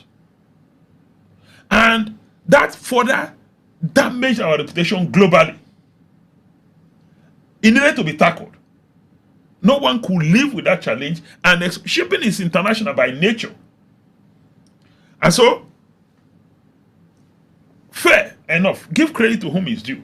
At the level of the board, we started designing a maritime security strategy. But as we were designing it, the then minister came up with the idea of Deep Blue project, apparently with engagement with some experts around the world. And so we put a pause to what we are doing at the level of the board and the level of management of Nimasa. And we looked at what the minister has suggested, and it totally synchronized or with it clearly aligned with our thinking. And it was three-dimensional. Dimension number one is that we needed intelligence to watch our waterways. We needed a bird's eye view to watch our waterways so we could see what's going on in our waterways. That was dimension number one. The second dimension of it is, okay, if you see what is going on, if you have enough intelligence, and you identify that there are some rare incident or untoward incident going on, how do you respond? Well, so the second dimension, we are needed to build response capability and capacity. And to build that, you needed assets. So air assets, sea-going assets, land assets. Because we could see a correlation between what happens on land, what happens on sea, and the need to enhance air power dedicated to maritime. Now, the third was the fact that we also needed to retrain our naval and military personnel to be able to fight at sea, fight piracy. The way our naval men are trained is to fight war at sea. But when it comes to shipping, it's a peculiar area. And so we needed to retrain them to focus on security of a vessel. You know, now there's economic dimension to trading, not just the security aspect of it. So the Deep Blue project was a holistic, and if you like, call it integrated maritime security architecture built to tackle the issue of piracy and maritime crime. So it was, we brought in an Israeli firm as consultants. They are not supposed to be fighters. Ours was where to acquire assets, hand over to Nigerian Navy to operate, retrain our Navy personnel, now build an intelligence system, intelligence ecosystem, domiciled in Nimasa, so that we could have a bird's eye view of what's going on in our waterways. We did that. Now, this investment passed through multi-layer scrutiny. It was scrutinized by the military forces, the Nigerian Navy, the Army, the police, scrutinized by the Bureau for Public Procurement, scrutinized by the Federal Executive Council before it was approved. And the monitoring was also multi-layered. It was not just Nimasa going to procure whatever you like. We are not a military agency. But our interest was to protect ships trading within our maritime waters, our maritime space, rather. And so we implemented it, executed it, if you like, and within a year, piracy dropped to almost zero. And from the time the Deep Blue project, was embedded, implemented, till date, we have literally had no serious piracy case till date. That speaks to the efficacy. So why was there a ruckus about the money? Why was there a architecture. ruckus about 195 million and the back Well, and forth, you know, and drilling you on 5 billion debt recovery contracts and it all is of that? it is very common in Nigeria. When we hear 195 million, they say, what are you spending 195 million on? This involves a number of aircraft, a number of over 12, 13 vessels to fight on the sea, monitor and fight. This involves training of our military personnel, both in country and offshore. This involves building an intelligence system, what is called the C4I, Command and Control Center, where you can see the entire Nigerian waters, and building, a maritime fence. So once you cross our waters, we'll see you. Where you're coming from, we can see you. And the activities of any particular vessel throughout their stay in Nigeria, we can see it in a dedicated room. So when Nigerians hear anywhere $195 million, they say, oh my God. It means that Dakubu Bitasai will put $195 million in his pocket. And it was common. But each time, we take people through. But President Buhari terminated the contract. He didn't. He did at some point. Yeah. At that time, it has not been executed. And we were invited back to the Federal Executive Council. We went back again, and by the time we took them through it, of course, the Federal Executive Council approved it. It listed it, approved it. Okay, so you're saying there's no ruckus about it that you were Absolutely investigated and cleared. Let's go to another matter. So after you were compensated with Nimasa, because it was sort of like a compensation after. I don't understand that. No, I mean because after the governorship. After the governorship, then your man was around transport ministry, and they had to give you something, But that was also detrimental because it pulled you out of the political terrain.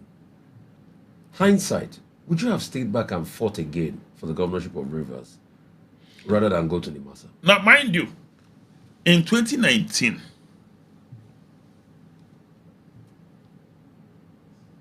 I indicated interest to run for the governorship of Rivers State. I was ready to resign from Nimasa to go and run for governorship of Rivers State. At the time, the APC in Rivers State had a leadership. And the leadership at the time felt that the party had become fragmented along the lines of those who were pro-me, those who were anti-me, and those who were pro-other stakeholders.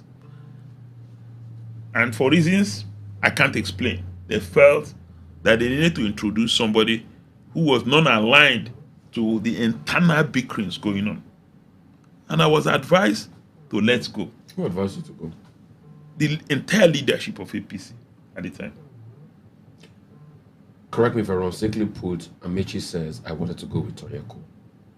No, I said the leadership of APC. No, because Amechi works. No, Amechi was the leader. And but he worked with other leaders. But it was the one that brought Torieko. There was no way Torieko was going to come with that. He didn't make a unilateral decision. They did introduce the Torieko thing, but the people could have resisted. You know, the leadership of APC could have resisted. There's something called in Yoruba, Emilonje Awani. What it means is I'm the one that means we. So I love that. Amechi pretty much, wanted. Introduced Torieko. And the leaders accepted. So what happened between your relationship and Amechi? Nothing cordial he did. So why didn't he want you again? It's not about Amechi not wanting me. Why did he bring in Torieko? There's no human being that is not infallible. The way he read the situation. Or was it because he had settled you with Nimasa? Not necessarily. Because I'm absolutely sure. I'm absolutely sure that wasn't the case at all. Why? The way he read the situation then, to the best of his knowledge, he needed somebody who was not aligned to the internal division. So when you ran then, you are not gathered enough clout to go it alone. Because I would have thought that since you said you won the election like everybody that loses say anyway. I love that. You would have gathered enough clout to say I can go it myself. I could. Now, but why didn't you? I've always been a teams player. Literally all my life. And you're not a true leader if you don't work in context of a team. A leader means that you work with other people to achieve a vision, to accomplish a vision. That makes you a leader. And so, if at every point in time you place your personal interest above group interest and the interest of society, you're not a leader. I believe I am a natural leader. Who not only am I a natural leader, who had intentionally developed myself and developed my leadership capacity. And so it's not about my personal interest at every point in time. But since you're a national leader, leadership also means natural leader. Natural leader. Leadership also means influence. Absolutely. Is it that you have not influenced people enough that you have to depend on Amechi to drag your hand up again before you run for governor? That is again an unfair thing to say. Because you see, that's why a lot of people say people like Wiki has an edge over a lot of you. Because look at it in 2019. Despite the fact that the incumbent in 2019 he was governor. The incumbent wasn't there. President was not there to solve. There was no Jonathan again. He still wriggled his way. He won an election. I can tell you what happened in 2019. Yes. In 2019, the positioning to run for the office of the president had started. And those who were against some persons in Rivers State, who were members of the APC, clearly wanted a Wike governorship to continue so that they could diminish the stature and influence of those they believe are potential opponents in future. People like you? No. Presidency. Was I running for presidency? Did I run for presidency? Diminish the stature of who was this person? I think that you like giving me Yoruba proverbs. Yeah. You now use your tongue and count your teeth. Amechi. So they thought Amechi would probably run for president. Yeah. And at the time, it served their long-term interest, their strategic interest, to ensure that they put him down. They didn't give him an opportunity to produce a governor so that he doesn't become a powerful opponent. But on the contrary, Wike has now become that powerful person that they didn't want to create. Absolutely. So who lost in the end? It's Nigeria lost. I can tell you. It's zero-sum game. Zero something. Because you're Nigeria trying lost. to University prevent lost. somebody like Amechi to become an hegemon. But today, Wiki has now become that powerful person. So, with all of this, after you left Nimasa, you couldn't try again in 2023? All right. No. The way things work in life, it's good to be sensitive to time and season. After I left Nimasa, I developed some other interest. You know, having political office is not the only way to serve society. It's not the only way to make impact. It's not the only way to grow society. I'm passionate about progress of university, passionate about... Does the Nigerian politician understand And so I've applied myself to other areas, whether in intellectual work, Yeah, we see a lot of that. in Good articles. I mean. in business, Yeah. and grooming young people for leadership. I've devoted my time to the things I'm very passionate about. I'm passionate about making impact in next generation, not just this generation, you know, making a difference, you know, fostering innovation, creating platforms for people to succeed. And trust me, with all sense of modesty, I think that we're making a difference. Would you say that Kuku's political era has passed? Not quite. So why are you not in the line? Why are you not in the political terrain? Again, is being sensitive to time and season. Why didn't you even just go for Senate like some people would go for? Why did you try something? I, did- Was it governor I or not Senate? wanted an executive office where I could make substantial difference. Mind you, I've been in the House of Reps and I know how it works with the National Assembly. You know, the probability that you make impact without being amongst the leadership of National Assembly is very low. You could introduce a bill, yes, and your bill sees the light of the day, get passed, get assented to. Oh, you celebrate that because the multiplier effect of a good bill is enormous. I can tell you that. Yeah, that's true. But how many bills can you get Yeah. passed and assented to? That's it. But as an executive officer of government, you by far make more impact. Even when you send bill to any of the chambers of the National Assembly or the State Assembly, it will be given accelerated passage. That's something unique about our democracy. Did you support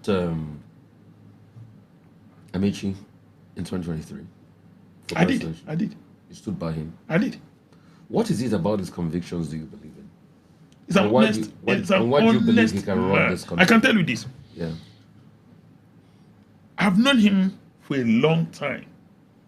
And one thing I can say is that Ahmed is honest, is accountable, he's responsible, and he's very passionate about Nigeria. Those things are things that even his worst enemies can't take away from him. And he's also resourceful. Look at his time as governor of Rivers State. The kind of impact he made. Look at his time as Minister of Transport or Transportation. I don't think anybody can deny him that. And he's reasonably not corrupt at all. You say he's not I corrupt. can tell you that. He's not corrupt. I at can all. tell you that a million times. You can deny him anything. Shockingly, I'm close enough to know.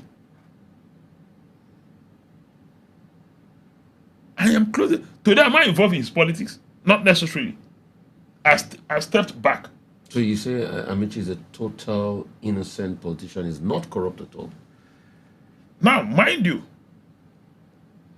it is often said that a woman can only speak for the baby that she's carrying, either in her tummy or carrying. After then, you can't speak. And that's why I said he's reasonably not. Okay, you underlined it. Why did you qualify that? It says reasonably not corrupt. Because you must also apply caution. Okay. Caution to the extent that don't take an oath for anybody, not your mother, not your father, because you are not with them 247. So you can't take an oath for Amechi that he's not corrupt. Now, compared to the average Nigerian politician, Okay. he's a shining star. Compared to the average Nigerian politician, he's not as corrupt as the average Nigerian I politician. didn't say that. Okay. I said to the extent I know, he's not corrupt. However, you give that room Okay, you put a lacuna. for the unknown. Okay. So, you supported him in 2023. I did. He didn't get it. And I supported President Tinubu in the general elections.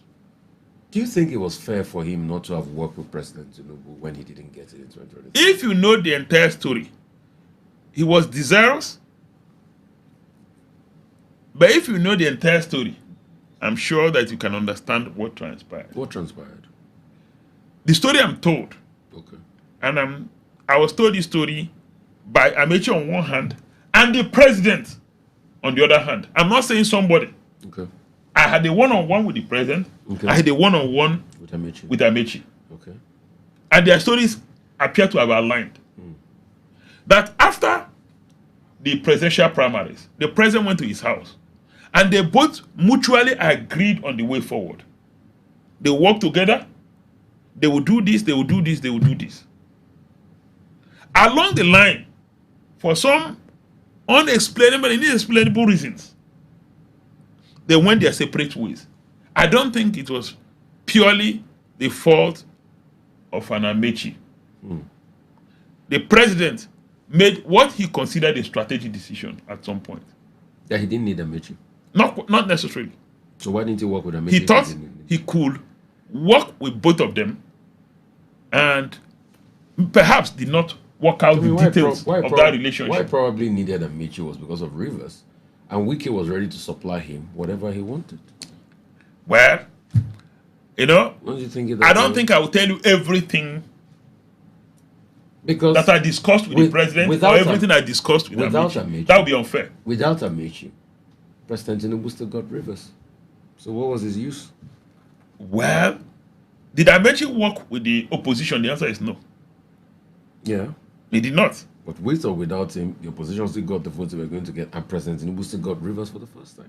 Not for the first time. Did the Tinubu contest before then? So what was it? Did the Tinubu contest before then? APC got Rivers for the No, first mind time. you, Tinubu was a southern candidate. Yeah. A candidate from the southern part of the Yeah. country. Buhari, at the time he ran elections, was a candidate from the northern part of the country. Yeah. Buhari ran against a Niger Delta man who, technically speaking, was from Rivers. So the contexts are not the same. So with or without? No, the Amechi- context, I want us to even distinguish No, and the I context. get the southern northern context. Not just this, running against a reverse man. But the question is this. No, running against a reverse man. Let's get the context right. No, the question is this: with or without Amechi, President Tinubu still got his way in the end. So he Not was a wit. voted. The entire Amechi's political family worked for President Tinubu. And so it was. I'm sorry. Yes. Hang on a minute. How does your family work for somebody and you don't work for the person? I worked for President Tinubu. Yeah. And I've said so, and nobody has said it's But not you true. reneged against Amechi. That's what it means. Amechi never instructed anybody to work against President Tinubu. But you worked on him on your own, and Amechi didn't work with him. No, Doesn't no, that- I want you to get this. doesn't that I ring want a you to get bell? this right. Yeah. The fact that Amechi did not go all out to canvass for votes did not mean that Amechi worked against him. So he worked for him. That's the question. That's the point. I try to distinguish these things. So did he work for him at some point? For me, my explanation of what happened is that Amechi simply just stepped back and withdrew. Okay. Did not work against. But he didn't ask his soldiers to withdraw, not to work. So he allowed these people to work for him. Toyko worked for the president. I worked for the president. Victor Gadam, as he then was, most members of the Amechi's family that worked for the president. Because Toyinko was looking for something. Not necessarily because what was I looking for then? I mean, you had gotten something already. No, what was that? I had stopped being DG of the Massa. You were probably I had stopped being DG you of were the probably Massa. scouting for the future. I wasn't scouting for nothing. I'm a man of conviction. If President Tinubu gives you something you wouldn't take, Um, and don't go Rufai. that route of I want to serve my country. no, Rufai, don't go that can I route. tell you the truth? Yes, Can I tell you the truth? yes, sir. Most people do not know There are many things I'll be offered and I will not touch it even with a long spoon. I think that's the typical me. A cabinet position in President Tinubu's government, you will not touch with a long spoon? See, I said there are many things I'll be offered. No, but I'm asking you. Not just a President Tinubu. Yeah. If anybody invites me to serve in government, today, by the special grace of God, I will ask a lot of questions before accepting any offer at all, no matter who the person is. I've gotten to the point where my motivating factor is not the provision of basics or the acquisition of wealth or material things. I'm today driven by values. What is motivating me is passion to make impact, make a difference in society, not material things, not the pomp and pageantry of office. I'm motivated beyond those things, not material things. Impact, service. Impact, service, value. Value. I've always defined myself by 3 values. 1, ethical leadership. Will that office you're giving me make me compromise my integrity? I will not accept that. 2 is accountable public service. Public service that is accountable, public service that delivers value, public service with integrity. And so the values that drive me when it comes to public service are 1, ethical leadership, responsible public service, and institutional reforms. Will I have the opportunity of building institutions, reforming institutions, offering accountable leadership, honest or transparent leadership? Those things are non-negotiable for me. Okay. Since you're an Amechi man, are you in the ADC now? Are you going to I'm not a member of the ADC. You're still in the APC? I'm not a member of the APC. So I'm you've left- non-partisan. You're non-partisan as you speak. Would you support Amechi in his presidential quest in the ADC? I've made my position clear. What's it? And my position is that, look, I like to see all the options on the table. I'm driven by conviction. And I will go with my conviction. Yeah, but you already have your options. Atiku, Amechi. The candidates have not emerged. No, I mean, Amechi No, has what bought you have from- aspirants. Atiku has bought from He's an aspirant. He's an aspirant. So, but being On an the aspirant, ADC does platform. he have your support? Because you said I've he's said- readily not corrupt. No. He's See, honest. He likes that. I've idea. made. Are you going to support him? Or I like not? to see all the options. Okay. I like to see You all the can options. boldly support him. I like to see all the options. My position is very clear. Okay. And I have the courage to support anybody who I believe is the best for the country. What about Atiku's argument recently of power coming to the south and zoning being self-defeatist and the fact that... No, I don't align with that and I don't agree with him. Why?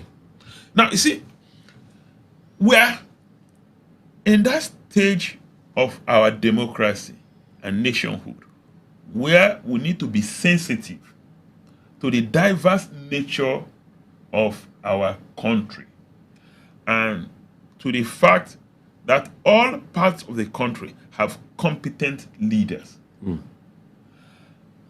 And so if consistently we choose or elect leaders from a particular part of the country, for a country that is so fragile, so fragmented, it sends the wrong signal.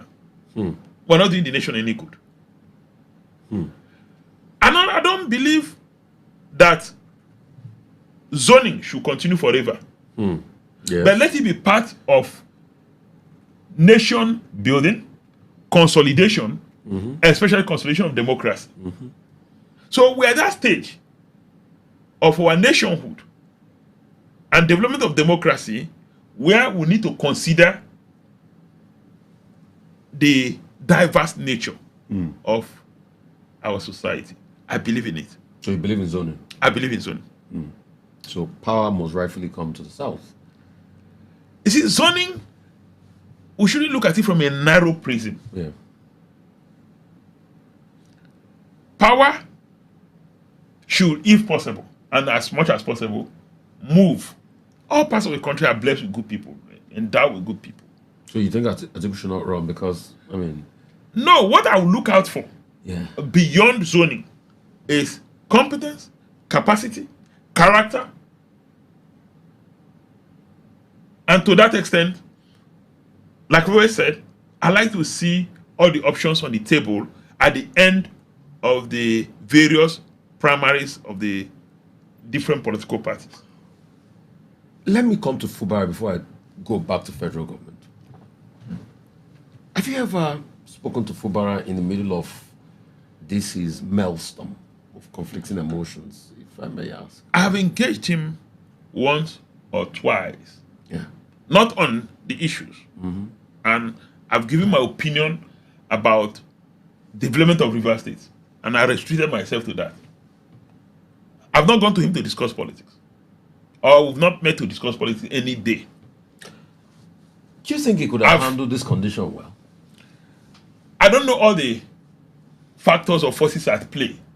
And so when I give my advice or when I give my opinion without knowing all the forces at play, all the factors at work, it may not sit well. And so I've restricted myself to the development of River State, development issues. My passion, I've always said, is about the development of River State. So you want to stay out of... No, I never got involved in conversation about politics. Never. But are you confident or are you happy about the way Wike is running things in River State now that... No, am I happy the way River State is going? And the policy of River State is not about Wike. It's about, am I happy? But Wike is the godfather. In fact, he's the father of collabo. Am I happy? You see, for the very first time, he has his hands in all the political parties. And wherever you turn, he's become your god in Rivers. He's become a god to himself, not my god. He can't be my god. Cannot. He's the god of Rivers politics. He's not the god of Rivers politics. Who is the god of Rivers politics? The Rivers people. Boy, this is you that couldn't beat Wike in an election, yes. What election that I couldn't beat Wike? Yeah. No, what election that I couldn't beat Wike? Who emerged with that? So now we're saying that in an election, what matters is free and fair, just get your results published and get sworn in, and that's enough. No. Is that the kind of society you want to be? That's not the kind of society you want to be. So, but you've said it all. But what we're also saying is... You've said it all. But what we're also saying... No, if in society, we're saying that the outcome is all that should count. Nothing else should count. No.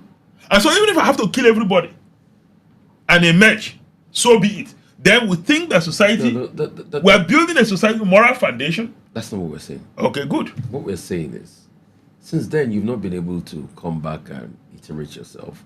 I don't understand that. Have I run another election after then? The answer is no. Because your godfather said you shouldn't. Absolutely not true. Absolutely not true. But you just told me just now that Amechi I never said a couple of I simply said elders. No, I said the leaders of APC. Yeah, said the political terrain was not good. No, I didn't say that. I said the leaders of APC in 2019. Yeah.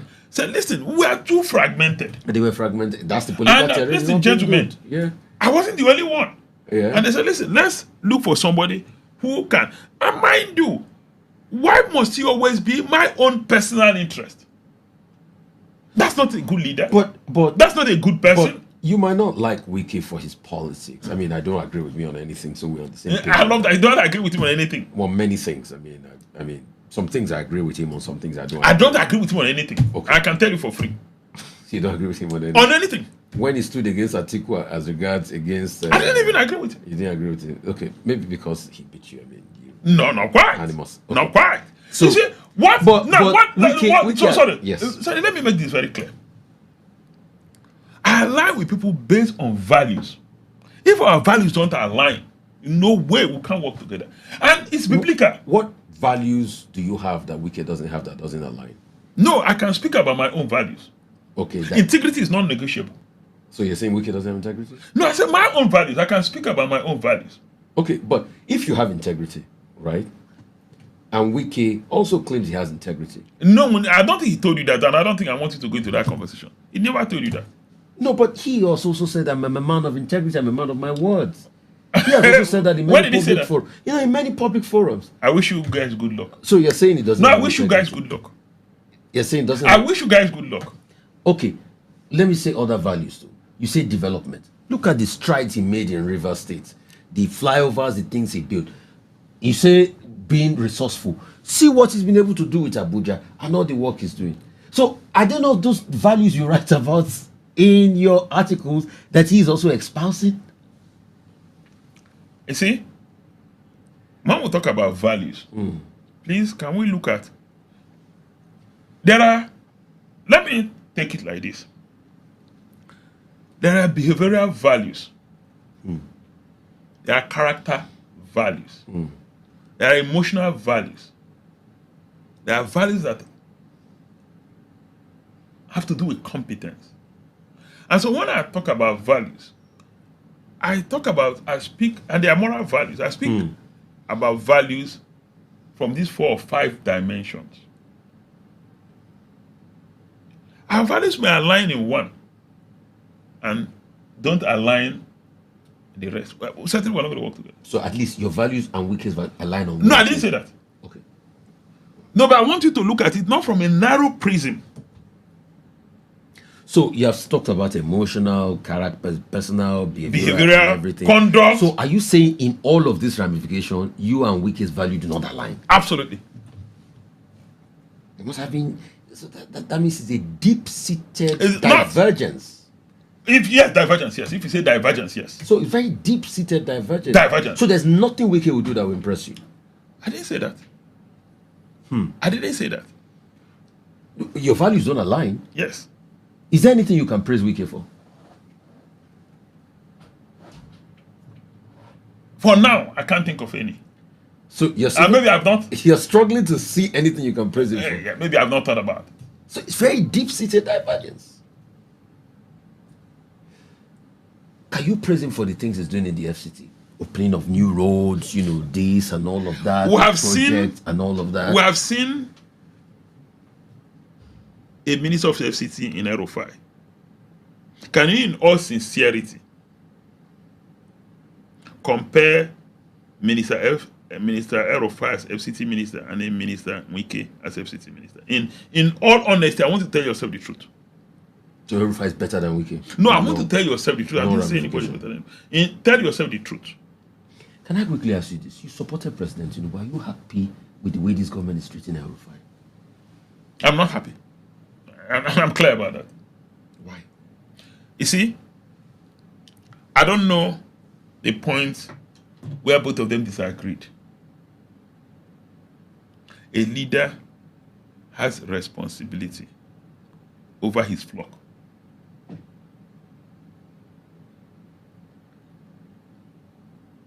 And when probability exceeds a certain limit, you cannot say it's coincidence. And what do I mean? Rufai started having differences with the Kaduna state government. We say, okay, it's a rare occurrence at the time because the governor just came on board, supported by Rufai, enabled by Rufai. And within months, they started having issues. Of course, it dovetailed to the House of Assembly. Rufai was nominated as minister, designated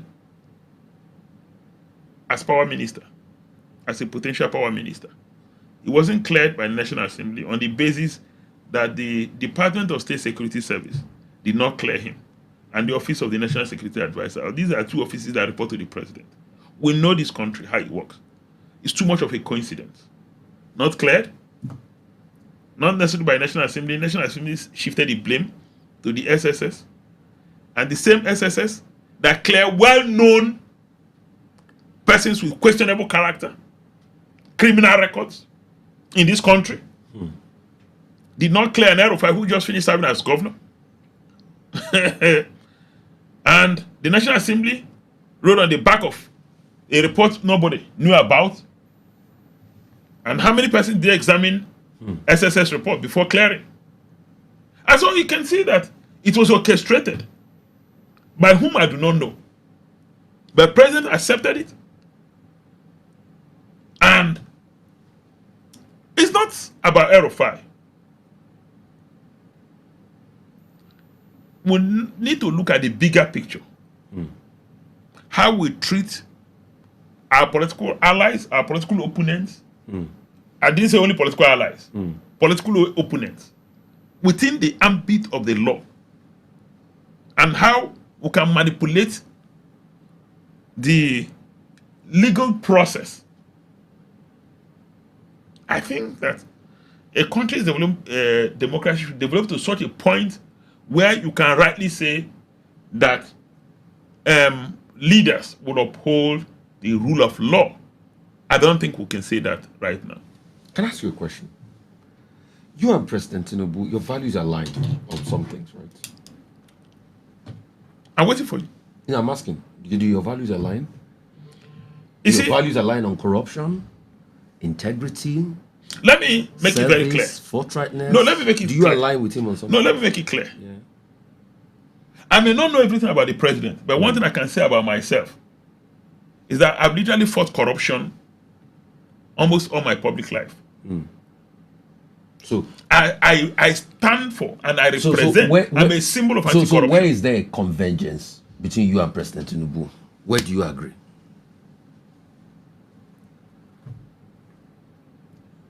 I believe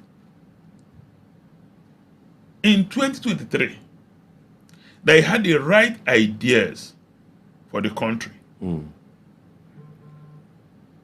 I still believe so now? I need to reflect on that.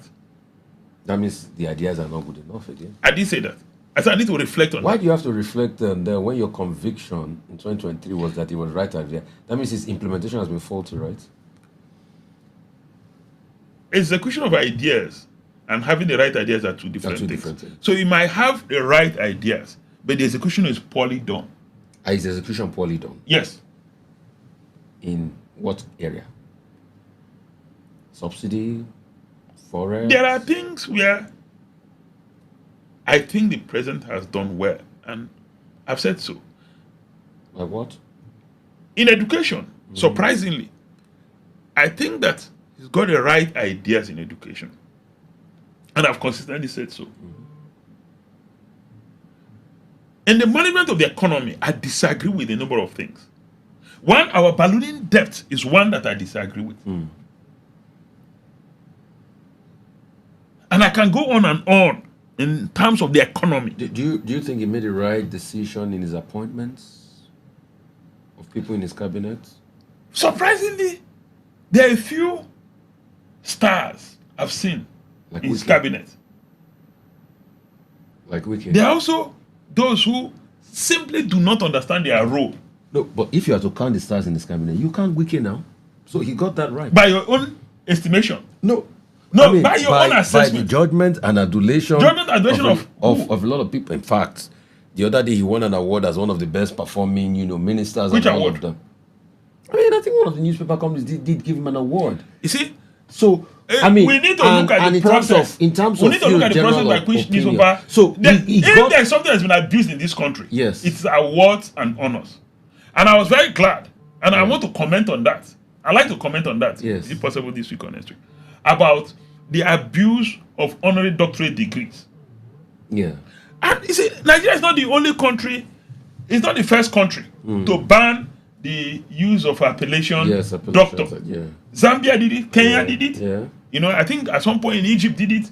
Even in South Africa, the debate is going on. Because there are a lot of dishonorable persons that earn, or not that, I won't say earn, that have been conferred with honorary doctorate degree, and they go with appellation doctor. So you said some people in the cabinet, let's go back to that question. You said some people were good decisions. And by extension, part of the good decisions, because when you look at the stars, it's Wike. By your own estimation, Wike. And you have other people. Okay, Olubomitunde, but you can't count five. Can you count? Okay, count 5 performing ministers in this administration. Oseni, do I want to get into that conversation? No, let's do it. Count 5 performing now, let me ministers explain to you. in this administration. If you're not going to count Wike, let me explain as part to of you. them. Let me explain to you. Yes, sir. You see, how I assess performance, I put it on a scale. Yeah. What I can tell you is that if I give you my own list of 5 performing ministers, maybe 1 or 2 might shock you. Go ahead, please. No, please, I don't want to do that. You don't want to? No, I just don't want to do that. Okay, so you've talked about the economy. You said you don't like the way the ballooning debt It's one indicator. is one. What about corruption? I don't think the government has been single-minded in fighting corruption. I have made that clear. I don't believe that. You see, corruption is a big elephant in the room. And it's not corruption itself, it's the damage it does to Yeah, the economy, not just the economy, the nation, development, and the future. Yeah, And I think it should be fought with everything at our disposal. I'm not seeing that happen.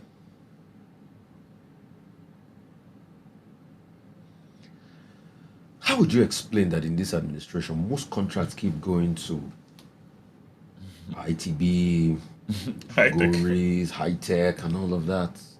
And what's your take on the coastal road idea that we just want to do 47 kilometers that we're defending? Now, what's your take on all that? You see, my own assessment of coastal road is that should it be a national priority now? Perhaps if we had invested that fund in rail, we would have gotten a better result. If we had invested that fund in fixing our existing roads that are all dead traps, or most of them are dead traps, perhaps we would have gotten better results. Because actually, matter of fact, I think the minister did say that 15 trillion will actually fix pre-existing roads. Fix all All. and substantially address the issue of power. You know, if you look at that, so it's about how do we choose our priorities? So you think President Tinubu didn't get his priorities right? I don't know those who are advised. There's no president on earth that knows Why are you saying everything. you don't know those who advise? I don't know I don't But know the buck any stops with him. president. He makes the decision. No, he makes the final decisions. But I don't know any president that knows everything. I don't know of any such president. Presidents will rely on advice of those who work with him. So that's a no-no for you in this administration. Clearly so. I would have preferred that those funds are deployed elsewhere. We shouldn't prioritize Coastal Road. Let me ask you this. Did I say anything is wrong with Coastal Road? No. Okay. But should it be our number one priority? No. The answer is no. This idea of high tech and Shaguri getting all the contracts, is it that other people are not ready to get contracts? Again, that speaks to our processes. If you also notice, none of those contracts were advertised and competitively bidded for. None. So I don't know how they arrived at that decision. And that's why I keep asking you, on what do you now align with President Tinubu? Because if somebody has a government, you fight corruption. You said he has not single-mindedly fought corruption. He has not, you have contracts that are not competitively bidded for, losing priorities here and there. The economy. Yeah, the economy, you said, okay, he's done well in education. You said you don't agree with him on Yisom Wike, despite the fact that Yisom Wike is one of the star boys of the administration. All of this. So what do you align with him on? Now, but did I tell you that I align with the president? Did I say that? So you don't align with him? No. Did I say that? No, I'd like you to answer the question first. No, I mean, you said Because you said you supported him in 2020. I said I supported him because at the time, Yeah. I believed in his ideas. Yeah. And I was a member of the party. So, but now you don't believe in his ideas again? No. The execution of his ideas, so you don't align And I've with him said again. in course of the conversation Yeah. that I don't think that those ideas have been diligently implemented. Okay, wait. So you support somebody without having any level of alignment? The alignment was Yeah. clear. His That- ideas then. That's it. I said But so. the idea is no longer that workable. they've not been diligently implemented. So, And I said so that means you don't have any alignment with him again. You don't support him on anything. that's not the issue. Okay, what's the issue? Now, listen. One, you supported the president in 2023. Yes. And I said, Because you believe his ideas. I were- believe in his ideas. But now it's failed at and the that execution. those ideas were not diligently implemented. So they're not yielding the desired result. And that going forward, and I said so earlier, that I'm going to evaluate my options and I'll make a choice. And I was very clear. So as we speak today, there's nothing you align with the president on. As we speak today, I've not made a choice. And that choice will be made. Obviously, I'm going to vote anyway. Okay. You see, you said you didn't want to talk about Fubara. I didn't say that. You say you want to talk about politics and the pros Politics, and yes, cons yes. of Fubara. You want to talk development. But I want to ask you about politics of Fubara. Go ahead. You know why? Because you could have been Fubara if you had won the election, you know. Mechi will have also played that role. I don't with think you. those who know me know that it can never work. Really? No, it cannot work. And there will have been, you think Amishi will not be able to play that role if he was in the national? My approach will always be different. So you can't have a godfather? My approach will always be different. You see, if I served as governor from 2015, I believe that decision making will have been very consultative. And I also believed in the strength of my ideas. I believe that I had enough persuasiveness to get people to buy into my own ideas or buy into ideas that are well distilled. And so the contexts are not the same. The personalities are not the same. Our genetic makeup are not the same. And so you cannot superimpose the current situation to what our own situation would have been. No, that's not tenable at all. So he will not have been able to instruct you to do anything. I don't think he would have even loved to do that. Because what he will have faced will not be... No, I don't think he would have loved to do that. I don't think it's his personality. I know him that much. Now, mind you, I served under Amechi as Commissioner for Works. I watched him as governor. When I was Chief Executive of the Master, he was minister. Did he impose his will at any point in time? He never did. Did he even try to coerce you to take a particular path? I don't think he ever attempted to do that. Can I ask you a final question and start to wrap up? Have you ever thought of running for president? Oh, yes. It's firm. I didn't say... When will that come? You notice that I didn't think through it. Twice, yeah. When will I that just come? answered. When will that come? Obviously, it will happen sometime, at some point. So you're going to declare for presidency? I will run. And I'm not... It's not whether or... No. For as long as God keeps one alive, healthy, do I have that aspiration? Yes.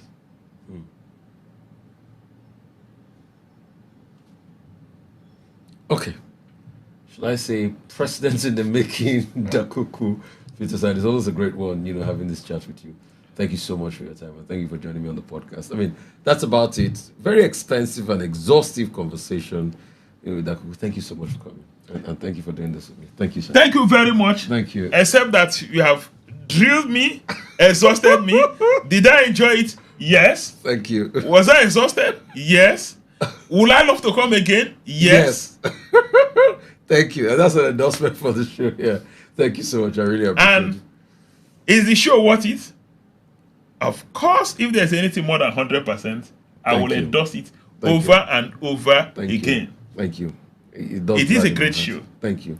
Thank you. Thank you so much for your time. Thank you once again. That's about it, everybody, right here on the Rufai Oseni podcast, right here on Never on HQ. Thank you so much, and thank you for watching us. Thank you.